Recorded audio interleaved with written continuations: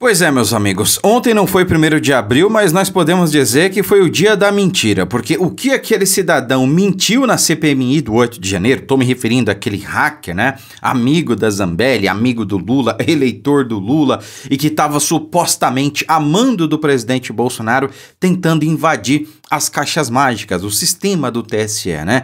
Realmente é só tendo um parafuso a menos para acreditar na historinha desse sujeito. Vamos lá, eu fiz algumas considerações aqui que revelam a farsa, a grande mentira que foi o dia de ontem, o depoimento desse sujeito. Eu peço que você preste muita atenção, deixe o seu like aí embaixo e se for novo por aqui, já siga a nossa página e inscreva-se no canal do YouTube, tá certo?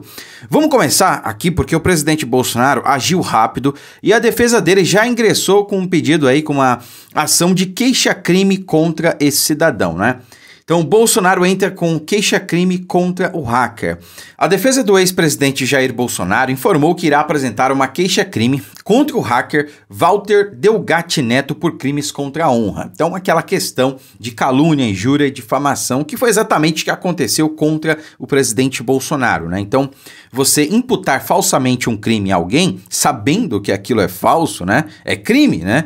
E foi em tese o que aconteceu aí, não só contra o ex-presidente Bolsonaro, como também contra o senador e ex-juiz Sérgio Moro. Pois é, e essa parte aí foi bem emblemática, porque ele estava todo calmo, todo tranquilo, sereno, e do nada, quando o Sérgio Moro apareceu, esse cara se transformou, né? Então vamos comentar sobre isso.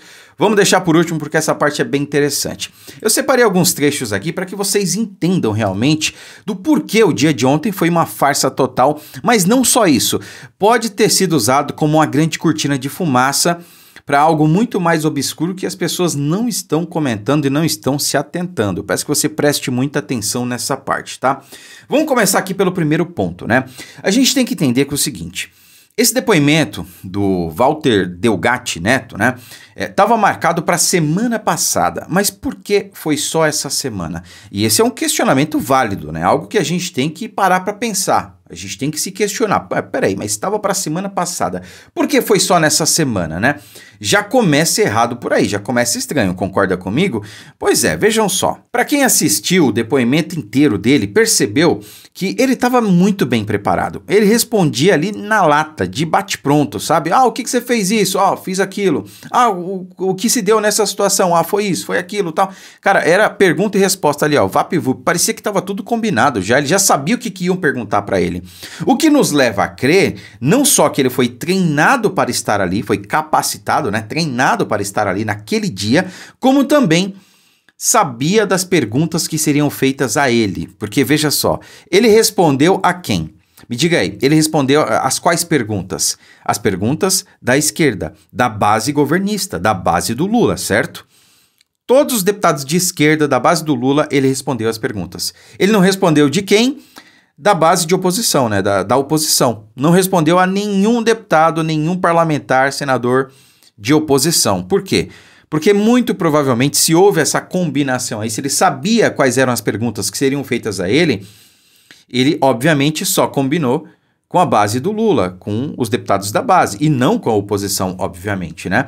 Então, tá aí um indício forte do porquê ele não respondeu aí as perguntas da oposição, né? Então, essa demora, essa protelação no depoimento dele, talvez tenha se dado por isso, porque ele estava sendo treinado aí para dar esse depoimento, né?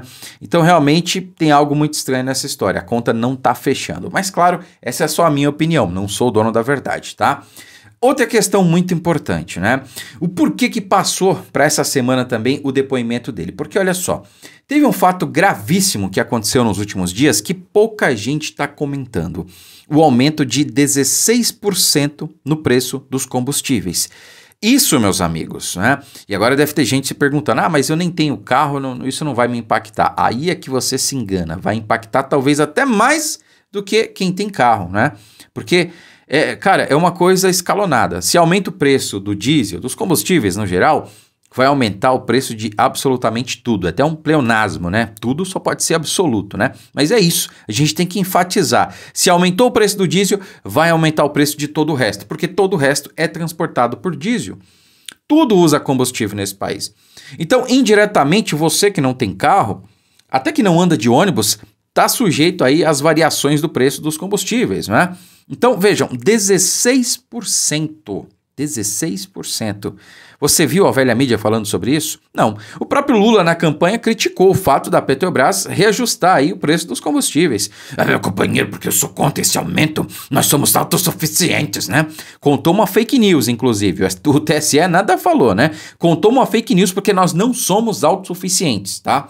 Graças ao PT, aos governos anteriores, Lula 1, Lula 2, Dilma 1, Dilma 1,5, né, porque ela não terminou o segundo mandato, não investiram em matriz energética e nós não temos capacidade de refino de todo o combustível que a gente consome aqui no Brasil, graças a eles, né?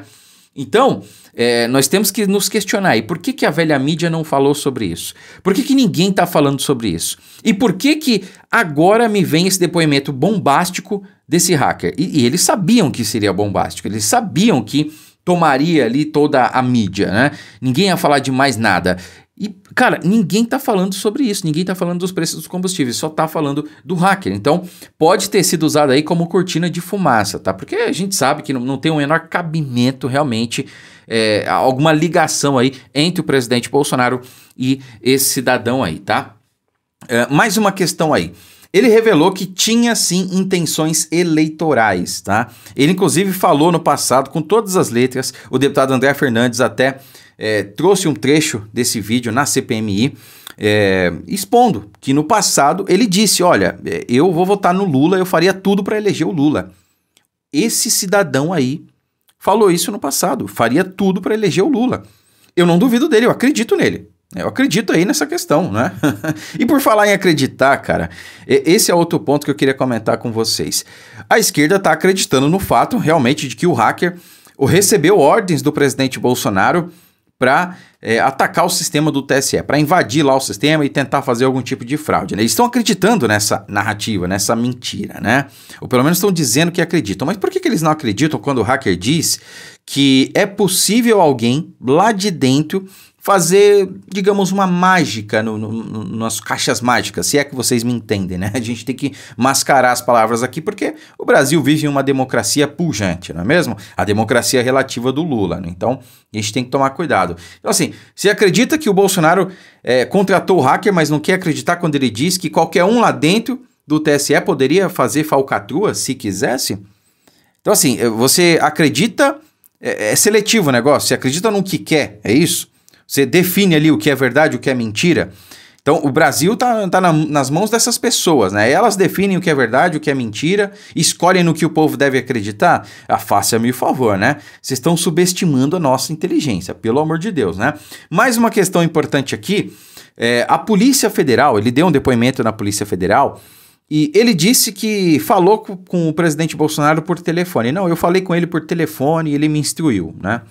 Pois bem, ontem na CPMI, ele disse o contrário. Ele disse que tinha conversado com o presidente Bolsonaro pessoalmente. Então, quando foi que ele mentiu? Ele mentiu na CPMI ou ele mentiu para a Polícia Federal? Eu tô confuso. Eu gostaria de saber. O que vocês acham? Em qual das duas ocasiões ele mentiu? Falou duas coisas distintas, né? Dá para confiar nesse sujeito realmente? Pelo amor de Deus, é subestimar a nossa inteligência. Tanto é que a própria Polícia Federal já se adiantou, percebeu isso aí. E olha só, após a PF avaliar contradições, hacker Delgatti vai prestar novo depoimento, né? Então, foram várias contradições, várias mentiras, mas flagrantes que qualquer um, que salta aos olhos, qualquer um consegue enxergar realmente, tá? E para finalizar, eu trago aqui um trecho da fala do deputado André Fernandes, ajudando a desmascarar esse sujeito aí. Prestem atenção. Quando foi o encontro dele, estranhamente, com a deputada Carla Zambelli, em um hotel que ninguém sabe em qual circunstância o levou a estar no mesmo hotel, olhou a deputada Carla Zambelli e teve a brilhante ideia de dizer: eu voto no Lula, eu aperto 13 e faço o que for preciso. Mas vai lá e pede para tirar uma foto. Isso apresenta como hacker, que invadiu celulares de dezenas de autoridades, que é o hack da Vaza Jato, que ajudou a esquerda. O hacker que ajudou a tirar da cadeia dezenas de bandidos, que inclusive tiveram que devolver milhões e milhões aos cofres públicos. E quando se trata dos bandidos, estou falando aqui de muito dinheiro. Muito dinheiro. Destruiu a Lava Jato, aliás. E aí, isso em julho, agosto, encontra, tira uma foto, se apresenta e de repente, como um toque de mágica, ele muda. E agora ele já não é mais o Walter, que ajudou o PT lá atrás, que ajudou a tirar bandido da cadeia, que fez o PT e o Lula ressurgir. Já não é mais o Walter. Já não é mais o Walter que um mês atrás estava dizendo: eu faço o que for preciso, vou apertar o 13. Faço campanha e peço voto pro Lula. Ele já surge agora sendo o cara que quer ajudar o Bolsonaro. Olha como faz todo sentido, né? Até alguns meses atrás o cara estava dizendo que faria de tudo para eleger o Lula. E parece que conseguiu, né? Não só ele. E agora tá dizendo que não, eu tava ali do lado do presidente Bolsonaro, eu tava ajudando ele me contratou, né? Eu tava sob ordens da Zambelli, eu recebi Pix dos assessores da Zambelli. Mas aí nós tivemos no dia de ontem também outros parlamentares expondo que ele vendeu ali caixas de uísque, né? E que esse Pix que ele recebeu seria por pagamento dessas caixas de uísque, e tem outras questões envolvidas também. Enfim, esse cara é um poço de mentira, não se sustenta em nada. Tomara que a justiça acate essa queixa-crime aí, feita pela defesa do presidente Bolsonaro, e que esse cidadão responda por mais esse crime, tá? Já que ele tá preso, respondendo aí a diversos crimes, estelionato, né? Parece que ele aplicou um golpe lá que vitimou 40 pessoas, enfim. É um cidadão da pior espécie, tá? É um bandido, né?